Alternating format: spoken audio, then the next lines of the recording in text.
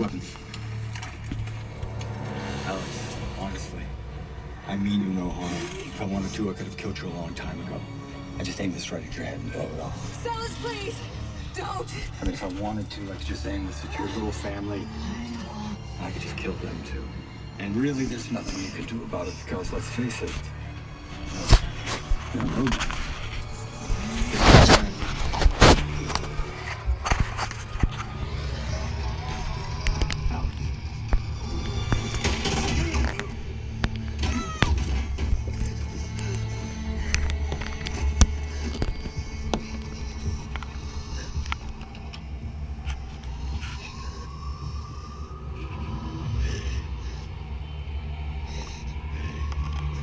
Everything's gonna be all right.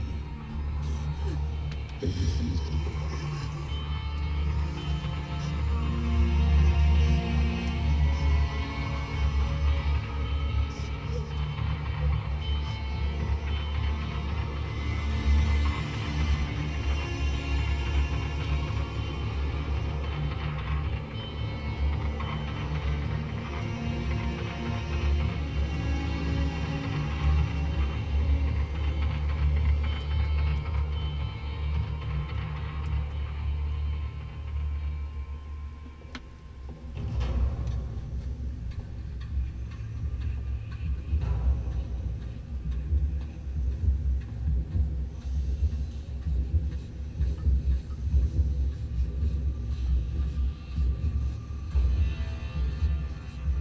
How are you feeling, Alex?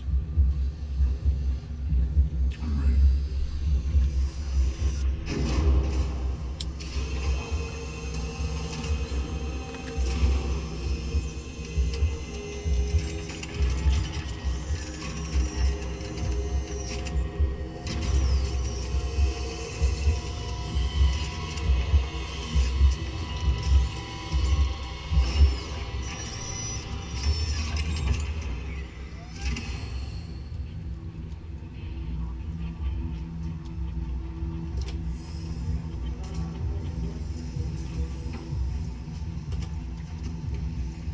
He's ready.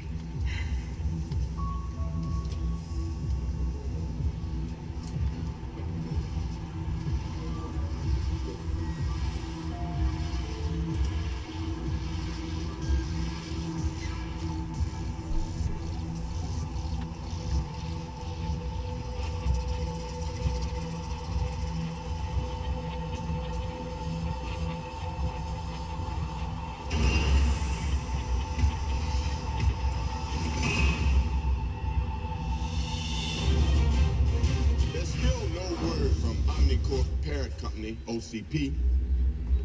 And although the government says they are rebuilding Alex Murphy, rumors continue to swirl about his condition. But we have obtained exclusive video taken by cell phone that shows the people of Detroit may have Alex Murphy back on the streets sooner than they think. The real tragedy here is that our president chose to uphold the Dreyfus Act. Now, I have no doubt he was manipulated by biased media and by whistleblower Bennett Norton. I acknowledge we know less than we thought. But I do believe my research program is sound. What I did with it was wrong. The fact that this mother is not serving time in some federal penitentiary is a huge, hot, heaping pile of horse.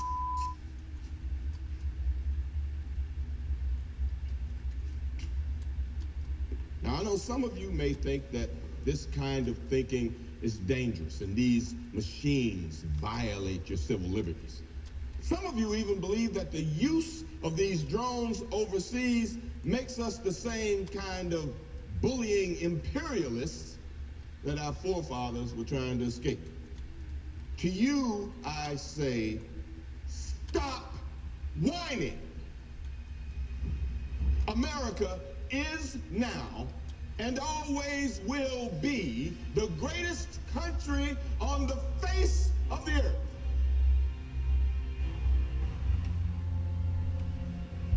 I'm Pat Novak. Good night.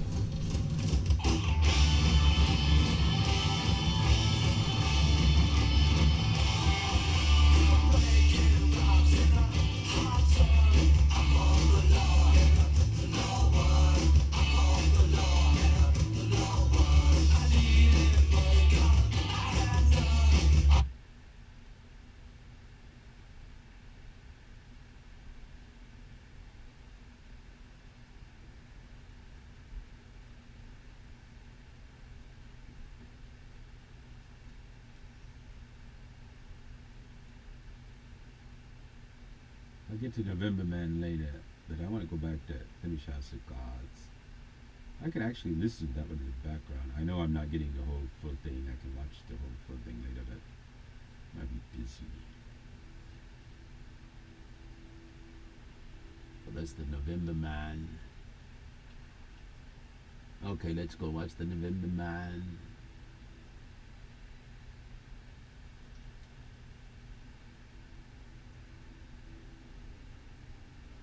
No. My list. Topics. It's gotta, I must be missing something. Continue watching. That's it.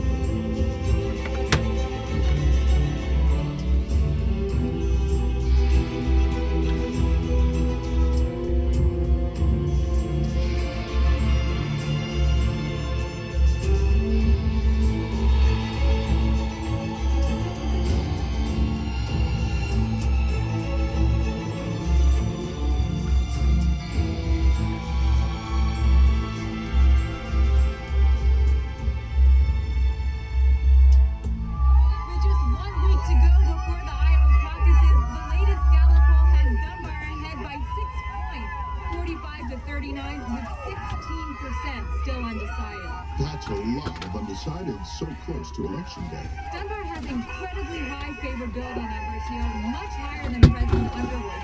But I've spoken with many Iowans who have doubts about her lack of experience and whether she'll be able to stand up to a Republican candidate with a substantial record. Even so, the fact that she's still the front runner, having never run for office. It's extraordinary. Jackie Sharp's endorsement was a big coup. It really helped her numbers with women. We want you to have a much more active role during the events. You'll go first, introduce the president, stay with him the entire time, and participate in the Q&A. I really shouldn't be answering questions. Francis is the candidate. Well, the truth is, your favorables are double what mine are, so let's give the people what they want. Well, if you think it will help. I know it will. Do you have a speech prepared? Do you have issue papers? Everything's in the conference room. Let's get started then.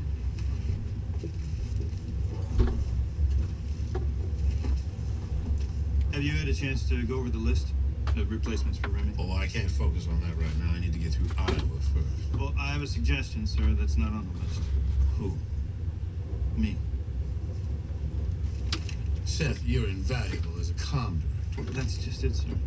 You need a media expert at the helm. We're in an election cycle. Everything's about perception. Seth. I want to integrate the policy and the press teams. I want to work with cabinet members and agency heads on gearing every public statement towards our platform. Mobilize our AmWorks allies in Congress. The commitment list for future legislation is not just simple endorsements. Look, this outlines in detail what I would like to do as your chief of staff. All I ask is that you consider it. Well, of course I will. Thank you, Seth. I appreciate you putting so much time into this. Thank you, sir.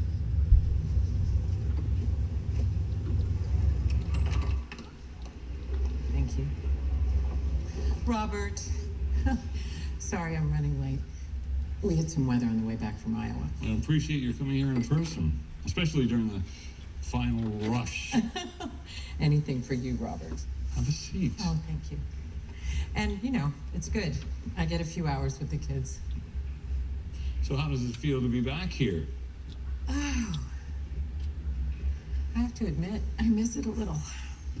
Oh, your dissent on Godfrey versus Kent was brilliant, by the way. My clerks, they wrote it.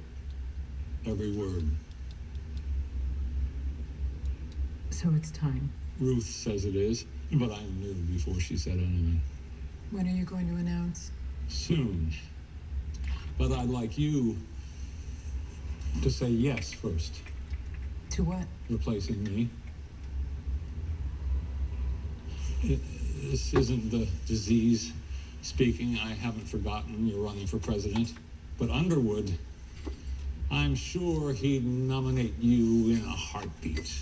I am the front runner, Robert. Why would I drop out? Because this position's for life. Underwood is going to lose. You think he'll go down easily? And even if you get the nomination, the Republicans, they'll rip you apart. I'm a swing vote. My seat is important. You can make a lasting difference here. That is exactly what he said. His motivations were atrocious, yes, but his logic was sound. Your mind seems sharp as ever, Robert. Except for the fact that I can't remember your name right now. Heather. Heather. Will you continue to do the work I've done, Heather? I can't. If I'm honest with myself, it's that I want this too much. I didn't realize it before I started running. It is not that I've changed, Robert, that ambition has clouded anything.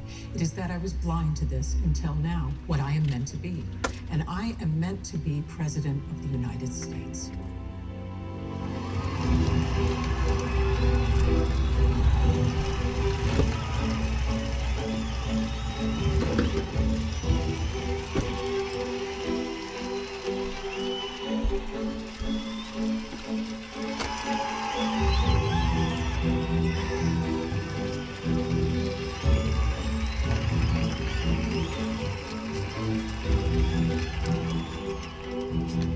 Wouldn't you all like to hear from Claire first?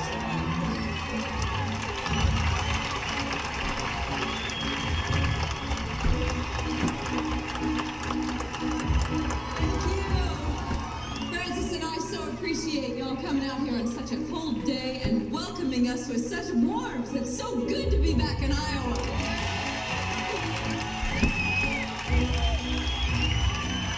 And I can feel it. With your support and enthusiasm, there is no doubt we are going to take this state.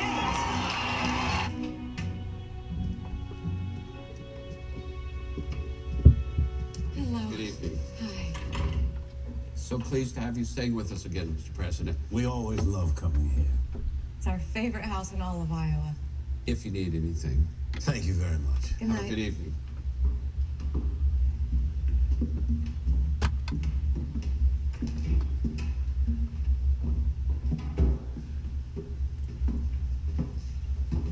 You were wonderful today. They just adore you. Good night. Good night.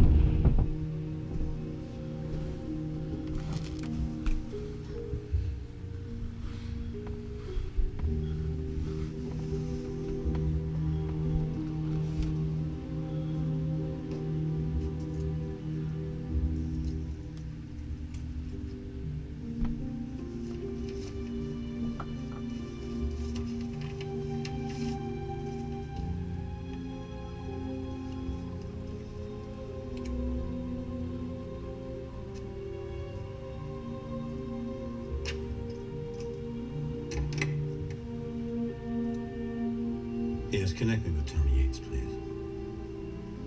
No. Mr. President, Where's the rest of it? have you read it? No, not yet. Just this first chapter arrived. Will you please read it first, sir? And then let's talk. Are you sick? You sound hoarse. Well, no, I'm not sick. I haven't slept much. All right, I'll call you tomorrow. Sir? Excuse me, sir. I forgot why I came in here. The orange juice. It'll be $2.25. Yeah.